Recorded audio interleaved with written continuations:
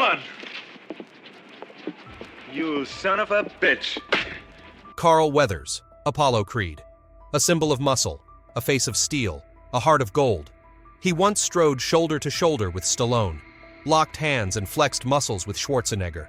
An action legend, an immortal hero on screen, but all of that was only the daylight. When night fell, another man emerged, a safe hidden with nearly $1 million in cash. Bitterness so deep it severed his bond with Rocky himself. A spinal fracture he endured in silence, and a life lived quietly beyond the spotlight's reach. You think you know Carl Weathers? No, you only know the roles, not the man. And what he hid will change everything. Why did a legend live like a ghost? Why did the truth only surface after his death?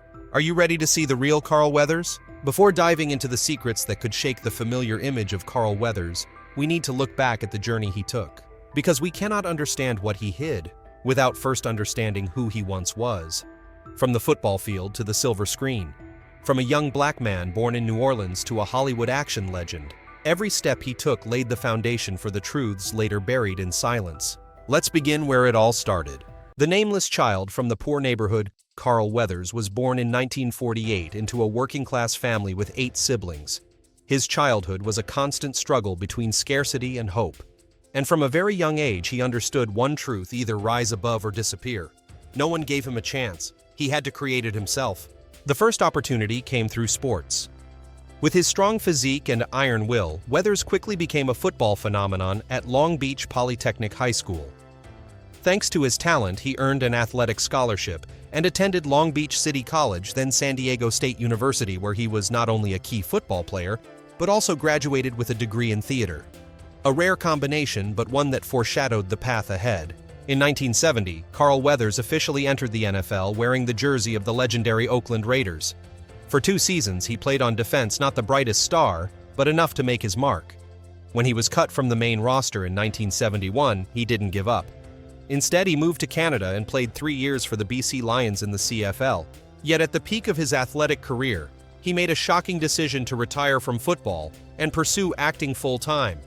It seemed like a reckless turn, but it would become the turning point of his life. He began with small roles in television series such as Good Times Kung Fu and The $6 Million Man.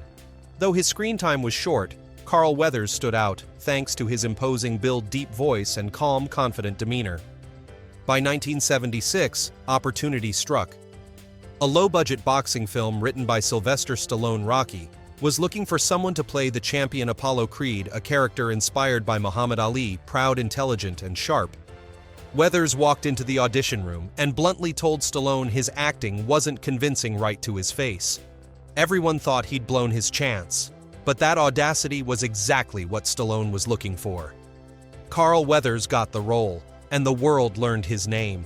Rocky became a box office phenomenon, grossing over $225 million USD worldwide and winning 3 Oscars. Apollo Creed, with his chiseled body, cocky charm, and precise razor-sharp punches, became an iconic boxing figure. The role turned Weathers into a true action star, one he reprised in Rocky the Coup 1979, Rocky III 1982, and Rocky IV 1985. Carl Weathers didn't just play a boxer, he gave the character a soul. Apollo Creed embodied the composure of a champion, the fire of a man who refused to lose, and ultimately the courage of one who dared to face his end. That character and the man himself entered the hearts of audiences without needing many words. After Rocky, he continued to leave his mark. In Predator 1987, he played Captain Al Dillon, a character both powerful and psychologically complex. The famous handshake with Arnold Schwarzenegger became a symbol of an entire decade of action cinema. Then came Action Jackson 1988, Hurricane Smith 1992, and notably Happy Gilmore 1996, where he portrayed Chubbs Peterson, a one-handed golf coach. It was a small but self-aware comedic role showing he wasn't afraid to reinvent himself. But Carl Weathers didn't stop at being cast. He took control of his career. He directed, produced, voiced, and wrote. In The Mandalorian 2019-2023, he not only played Greef Karga, but also directed 2 episodes, infusing them with a blend of classic and modern tones. The role earned him an Emmy nomination, a rare achievement for a veteran action star in his 70s. Beyond film, he lent his voice to video games. Mortal Kombat X Mercenaries appeared in commercials, Old Spice Bud Light, and even trained U.S. military personnel in acting response techniques through his company, Red Tight Media. A star in constant motion, but always grounded and humble. Offstage, Carl Weathers' private life was one of quiet simplicity. He married 3 times: Marianne Castle, 1973, 1983, Rona Unsell, 1984, lasting only a few months, and Jennifer Peterson, 2007, 2009. With his first wife, he had 2 sons, Matthew and Jason. From 2014 until his passing, he lived with his girlfriend Christine Kludgian, but rarely shared any images of his private life. No scandals, no controversies, no noise. Carl Weathers lived the way he acted: strong, calm, and in complete control. No showiness, no weakness. He was the kind of man who didn't need to say much to command attention. On February 1, 2024, Carl Weathers, the action icon who conquered both the sports and film worlds, passed away peacefully in his sleep. A quiet farewell, just as he had lived. Fans mourned, colleagues paid tribute, and the media revisited the legendary roles that defined his name. But few knew that the most shocking truths were still waiting to be revealed. Carl Weathers' silent treasure. Just a few weeks after the funeral ended, a stunning piece of news emerged from the Los Angeles Superior Court. When Carl Weathers' family began inheritance procedures, they unexpectedly discovered that he had left behind a net estate worth $870,453 USD. But it wasn't just the amount that shocked people, it was the way he kept it. According to court records, Carl Weathers had 2 bank accounts totaling about $147,000 USD, nothing unusual for a veteran actor who had starred in dozens of major films over more than 5 decades. But then came another number like a hammer striking the table: $664,585 USD in cash, stored inside a safe deposit box at City National Bank. Cash, nearly $700,000. No investments, no stocks, no luxury real estate, just money, hidden in a safe. It was a shock not only to his family, but to the public. How could a Hollywood star choose to keep his wealth that way? In the digital age, when celebrities flaunt million-dollar portfolios on social media, Weathers quietly stacked cash into a metal box. And more importantly, why did he never tell anyone about it? This wasn't a forgotten account or some shady investment. All the paperwork was transparent. The cash was fully declared in the probate filings submitted to the court by his 2 sons, Matthew and Jason. Everything was legal, but undeniably unusual. Observers called it his silent treasure. Some journalists jokingly compared him to his own character, Carl Weathers, in the comedy series Arrested Development, where he played a thrifty version of himself, constantly advising others to take advantage of free buffets and save every penny. It's surprising how close that role turned out to be to the real man, noted one writer from Data Lounge. Of course, no one dared label Carl Weathers as stingy, but it was clear he was an extremely private, cautious man with a deeply traditional view of money. According to Sports Illustrated, keeping nearly $700,000 in cash may have stemmed from old habits when African Americans in the U.S. faced barriers accessing safe financial services. Weathers grew up in the 1950s-60s, an era when the fear of losing everything due to discriminatory banking systems was still very real. Perhaps he carried that anxiety throughout his life. Or maybe it was a deliberate choice. Carl Weathers lived quietly. No flashy mansions, no bright sports cars, no media entourage. Despite nearly 5 decades in film, his lifestyle was never that of a typical star. He lived simply, without scandal, without excess. Even those who worked with him said Carl always carried a notebook tracking every expense. He knew exactly how much he earned, how much he spent, and how much he needed to leave behind. In a rare interview in the early 2000s, when asked about his wealth, Weathers simply smiled and said, "I don't live by the spotlight. I live by awareness." Today, that answer carries more weight than ever. Every dollar in that safe was left to his 2 sons, Matthew and Jason, under clear legal authorization. No one else knew about the safe. No prior mention in the press. And most strikingly, there was no sign he ever used that money for show or investment. It simply stayed there, like a vault embodying Carl Weathers' calm caution and icy discipline. In a world where fame and fortune often come with ostentation, Weathers chose to live as a silent guardian. People only understood the depth of his life once he was gone, and the truth surfaced only after the final lock of that safe was opened. It wasn't a Hollywood blockbuster. It wasn't a golden Oscar statue. It was a cold metal safe sitting quietly in the heart of Los Angeles, holding a secret he'd kept for a lifetime, silent and still like the man himself. A man who did not live to impress. but lived to stay in control until his very last moment. The hidden war, behind the spotlight. When Apollo said no to Rocky, the safe had been opened. The silence was broken. And from it came a chain of revelations, each fragment of the past, shaking the once perfect image the public thought they knew. Carl Weathers, the quiet man meticulous with money, now shocked the world again with another truth. Not one kept in a bank vault, but within Hollywood history itself. And this time it involved the man whose name had long been intertwined with his own Sylvester Stallone. If Carl Weathers was the soul of Apollo Creed, then Stallone was the father of Rocky. Together, they created one of cinema's greatest rivalries. Two titans, equal in strength, whose on-screen duel turned into mutual respect both on and off camera. But behind that handshake in Rocky III, cracks had already begun to form. In 2006, Stallone wrote and prepared to direct Rocky Balboa, the sixth installment, where an aging Rocky returns to the ring. For a brief flashback scene, he wanted to include Apollo Creed just a few seconds of archival footage. It should have been simple, a short insert from an old film reel. But Stallone didn't know it would become the spark for a bitter confrontation. According to Stallone's own account, Carl Weathers demanded thousands of dollars for just 2 seconds of footage. To most producers, that seemed absurd, especially for material filmed decades earlier. It didn't stop there. Rumors in the film community suggested Weathers even requested a new role in the movie, despite Apollo Creed having died in Rocky IV, 1985. A strange demand on the surface, but for Carl Weathers, it made perfect sense. To him, Apollo Creed wasn't just a role, it was a legacy. And no one, not even Stallone, had the right to use it without his full consent. When negotiations fell apart, tensions rose. Carl Weathers, the once trusted friend and co-star, stopped speaking to Stallone for years. The silence between them puzzled Hollywood. To the public, they were inseparable.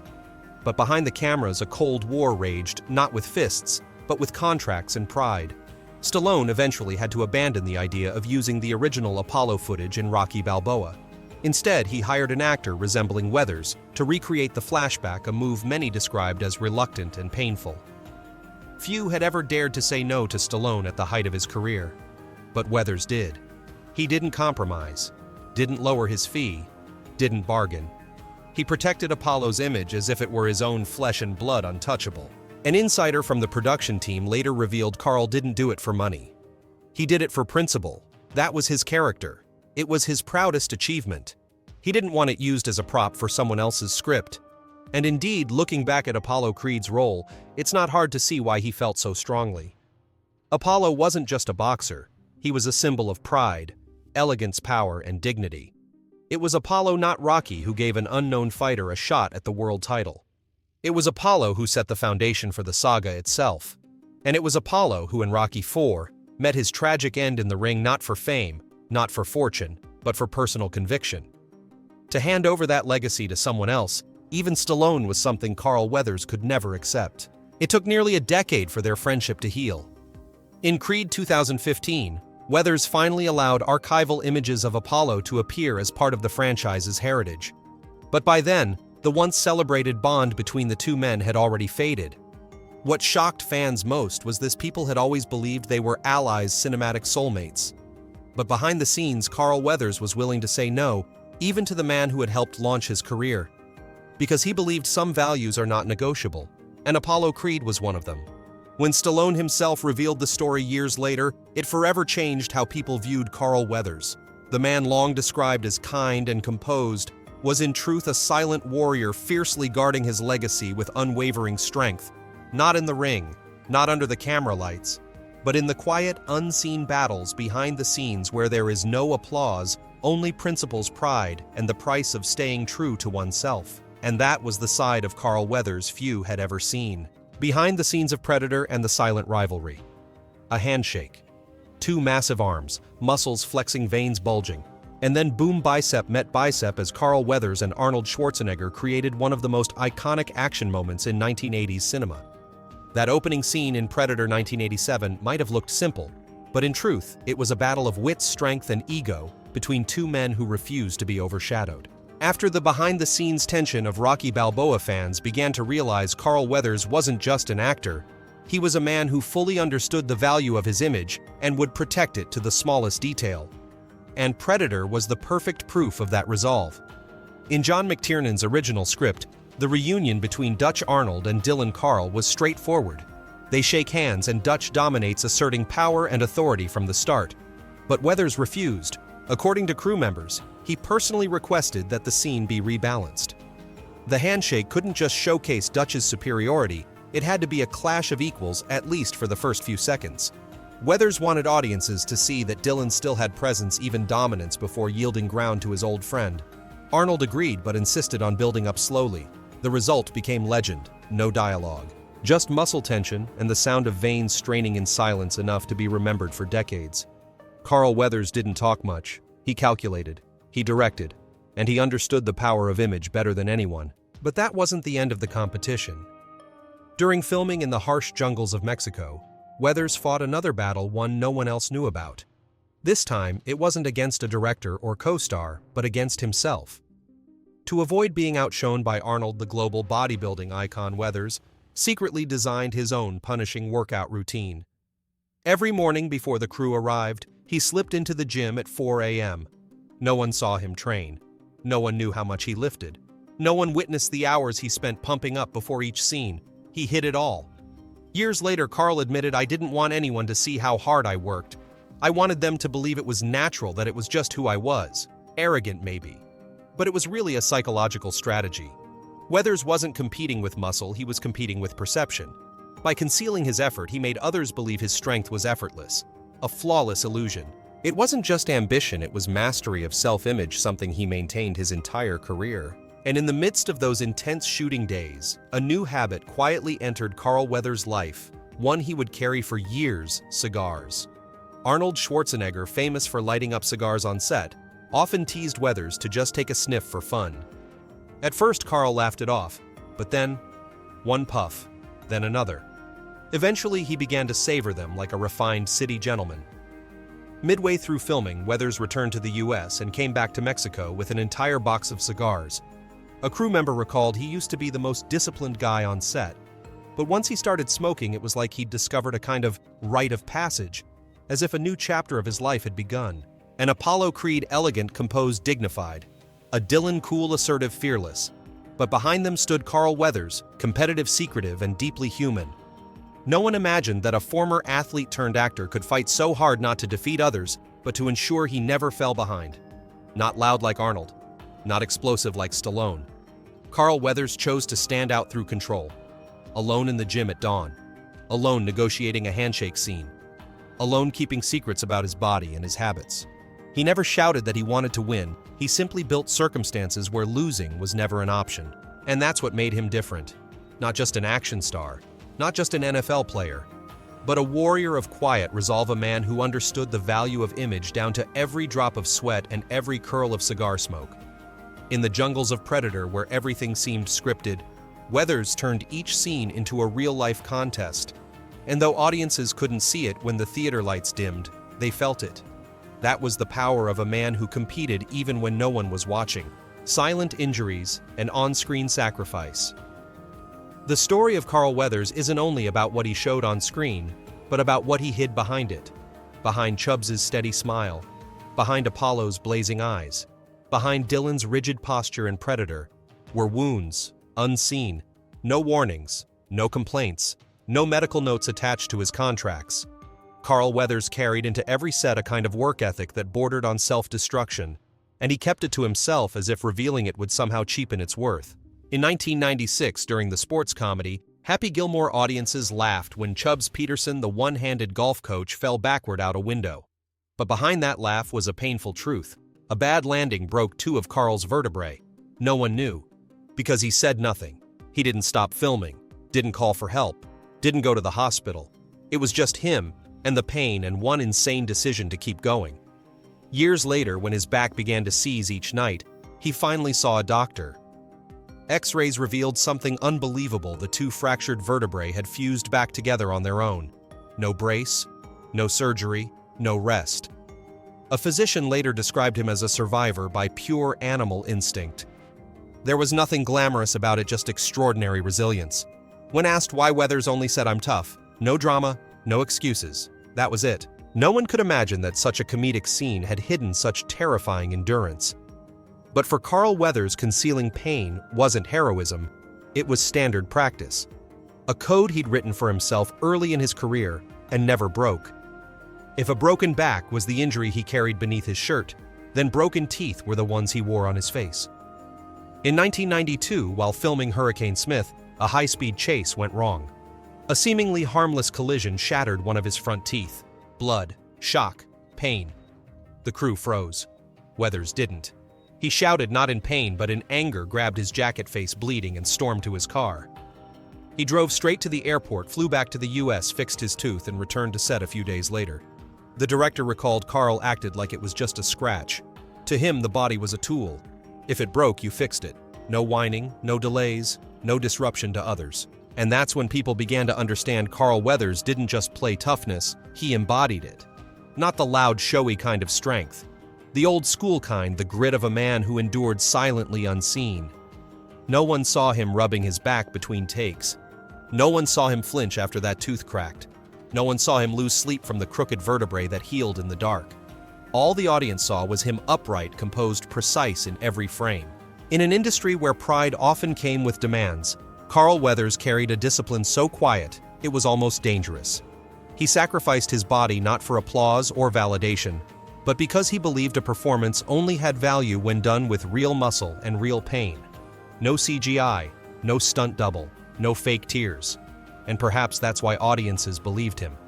Because in a world of simulations, he chose authenticity. In an industry built on illusions, he chose sacrifice. And while others shouted to prove their strength, Carl Weathers chose silence and endurance. No one ever saw him hurt. They only saw him stand and act. Only when the final truths came to light did people realize behind that warrior's frame was a battered body and a spirit that never allowed itself to fall. Hollywood's mercenary Carl Weathers always had a way of surprising the public. But perhaps nothing he ever did strayed further from his action hero image than what happened around 2006. A story kept tightly under wraps for years, mentioned only by a few American outlets in tones that mixed skepticism with admiration. At the height of the Iraq War, the Pentagon launched a special training program in a desert area near Death Valley, an elaborate replica of a Middle Eastern battlefield. Amid the scorching sand, crude buildings, and simulated combat drills, one unexpected face stood among the ranks: Carl Weathers, the man who once played Apollo Creed, now serving as an acting coach for soldiers. He carried no gun, wore no body armor.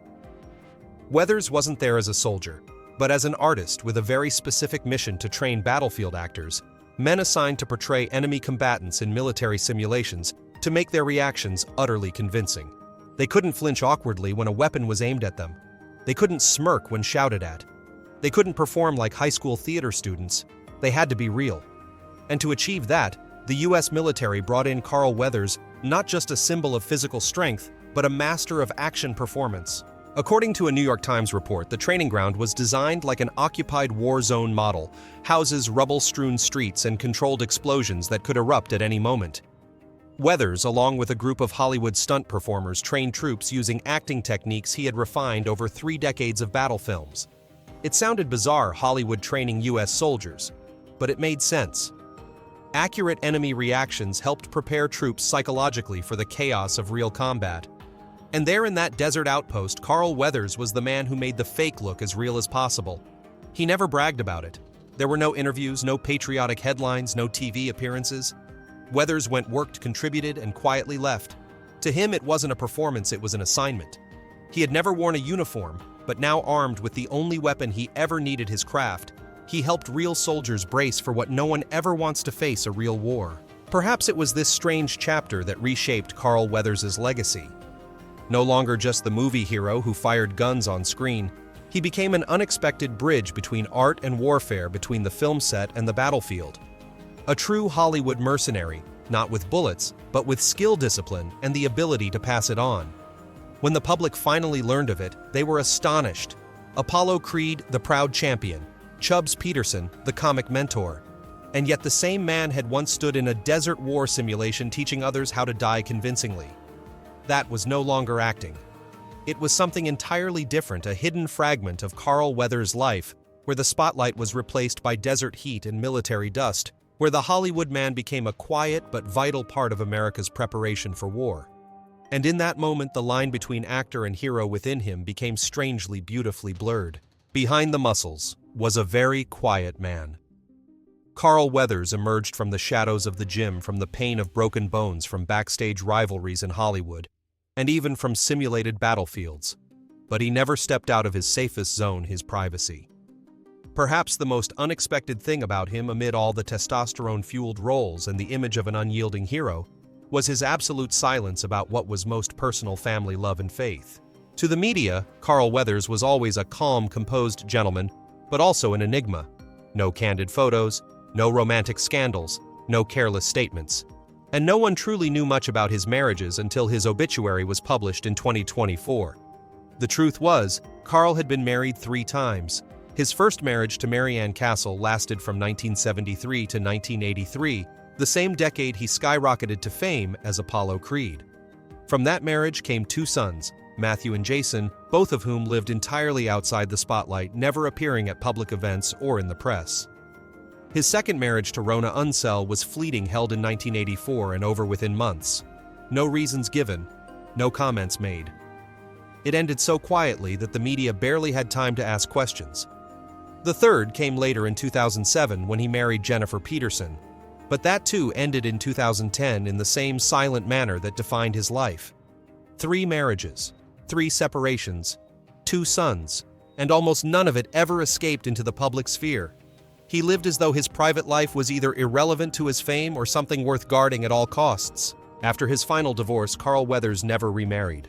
But from 2014 until his passing, he lived with his longtime partner, Christine Kludgian, a woman as private as he was.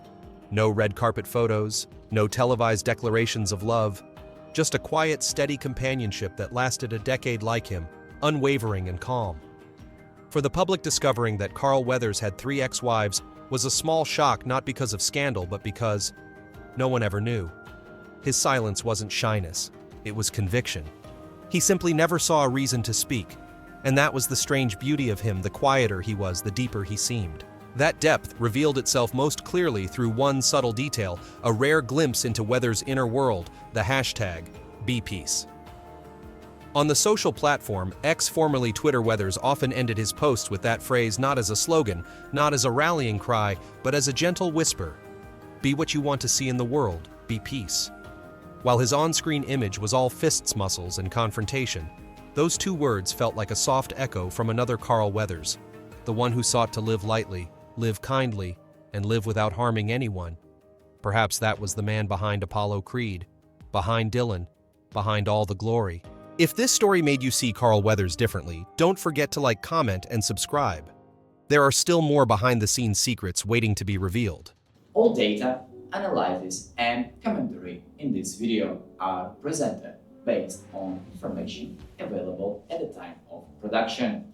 The content is subject to change over time and should not be considered a definitive forecast.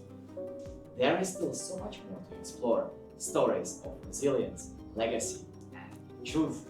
Feel free to dive into some of our top recommended videos now appearing on your screen.